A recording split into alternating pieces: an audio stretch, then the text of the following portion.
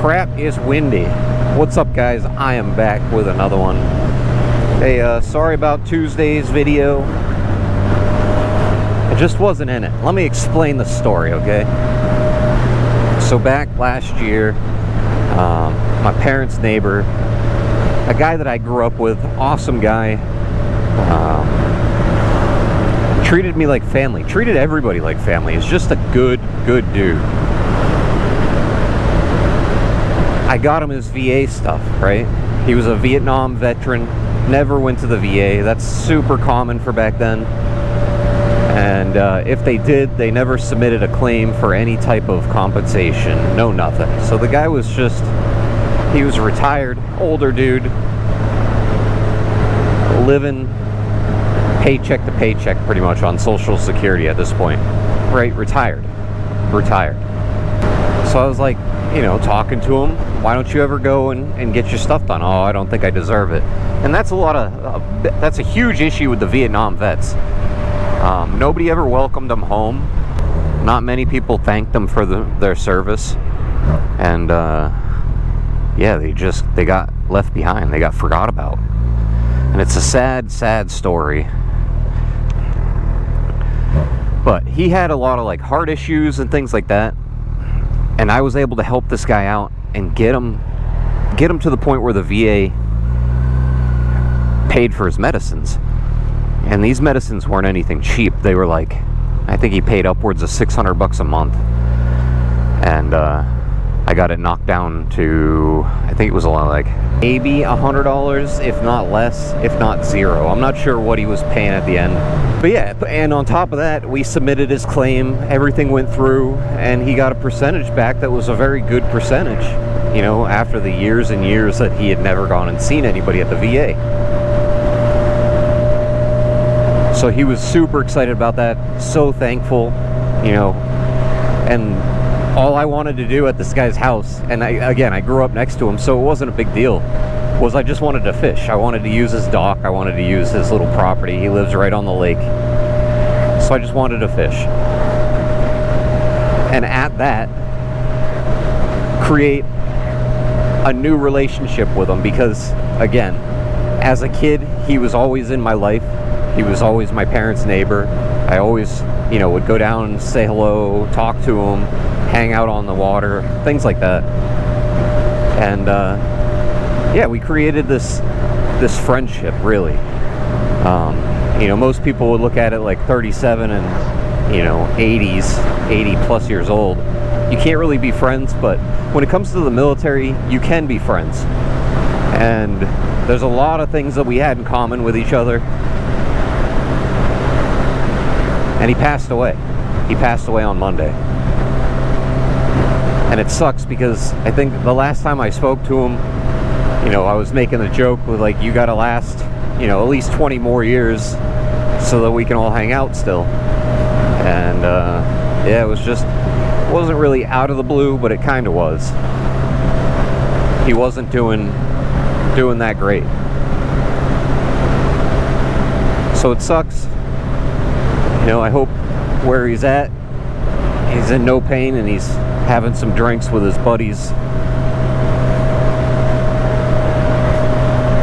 But that's the reason why I didn't post on Tuesday. I wasn't feeling it. I wasn't feeling like it was, you know, appropriate for my attitude, and I know where we're at now, but I don't show my emotion at all.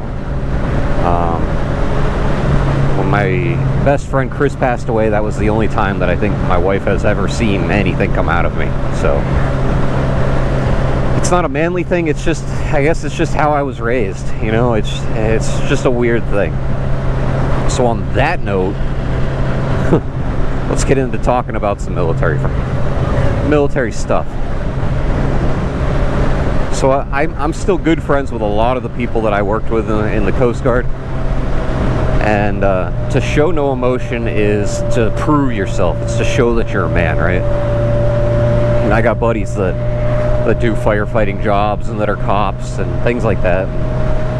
Well, I don't know why, but I'm kind of the scapegoat, I guess, because I don't do that shit anymore. I sit on a computer, but it doesn't bother me. you know, I could still go do what I had to do if it came down to it. I just choose not to. I don't like the open casket thing anymore. I don't like seeing dead people. But if I had to, I would, right? It just brings back some pretty nasty memories. So one of my buddies is a firefighter, and he's messaging me, and he's like, dude, it's really getting to me. And in our line of work, it was always, man up, pussy. So I say it, and then I kind of feel bad about it. But then he comes back with like, fuck you, you know, how do you deal with this stuff? And then we talk, and it's like, we laugh about it because it was such crazy shit. It was so painful to see. And, you know, the only way that we knew to make anything feel better was to laugh about it, to make jokes about it. Not saying that we're morbid or that we're, you know, disrespectful, because there was never any disrespect when we were dealing with the people that we dealt with. It was always after the fact. And it wasn't disrespect, it was just jokes, because that's how people deal with the pain or the thoughts, the crazy thoughts. And I've had some pretty crazy fucking thoughts, I'll tell you that. So then it kind of wraps into this whole National Guard and Marines going into California and taking over the riots, and not taking over, but stopping the riots. And I think it's hilarious, okay? Number one, you're sending in guys that have probably been overseas in the National Guard. That was a lot of what happened during the Afghanistan-Iraq war. It was a lot. Oh man, this is my turn and I'm not gonna make it. So you got National Guard guys. They're pretty badass. And then the fucking Marines. And see, I'm in the Coast Guard and we're dumb compared to the other branches. We don't know the other bases because there's not many Coast Guard bases attached to other bases, right? So you get an Air Force base and sometimes you get a National Guard detachment, or you get an Army detachment. You get a Navy base, you get a Marine detachment. So they're all like intertwined, and the Coast Guard really isn't, other than maybe the Navy. And that's like, sometimes it's stretched. You know, we got a couple boats at a Navy base and they call it a day. So we're not really in tune with the other bases. And all I had to hear when they said that they were going to bring in the Marines was 29 Palms, okay? Now, I don't know anything about 29 Palms, but what I do know is that those fucking Marines that are there don't want to fucking be there, alright? And I think it's hilarious that they're gonna send these guys that are just pissed off from being at this unit, right? 29 Palms, I've heard, is not the greatest place. And they're gonna send them into the city, and they're gonna say, we've trained you on de-escalation tactics. Now go out there and deal with them. And I bet you we're gonna see some sweet fucking body slams. Now, all these rioters coming back and saying, oh, well, we'll just throw everything back at you. Like they're gonna use CS gas. Dude, the fucking Marines will fucking snort that shit for breakfast.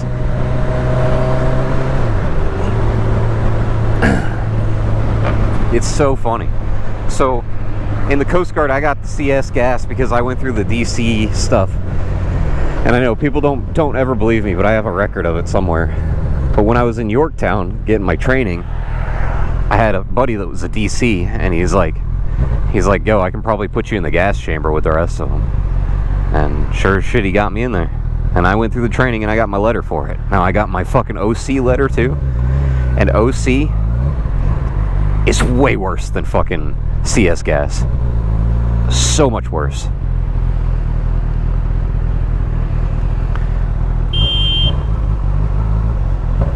If you get gassed out by OC, you're gonna die. If you get gassed out by CS gas, your nose is gonna run. And you're gonna cough and gag.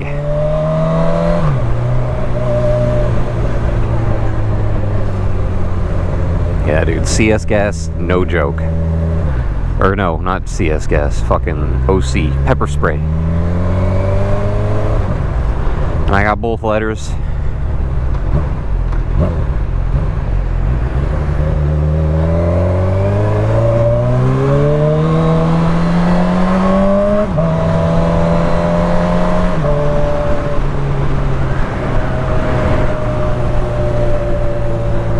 And I think it's like a no joking type of thing, right?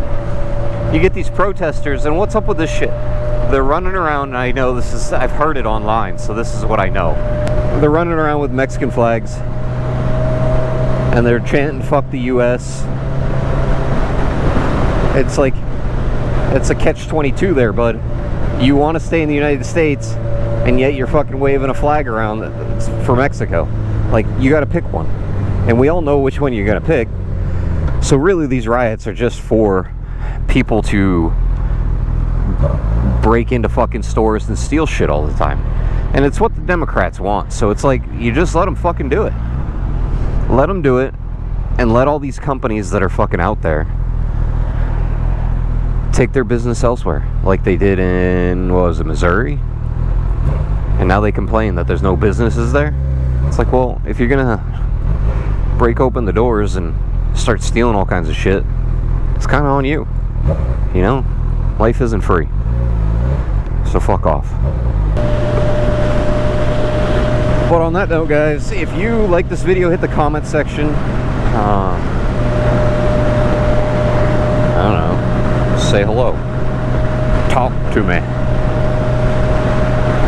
hit the thumbs up button, subscribe, and I will see you on Tuesday, actually, but in the next one.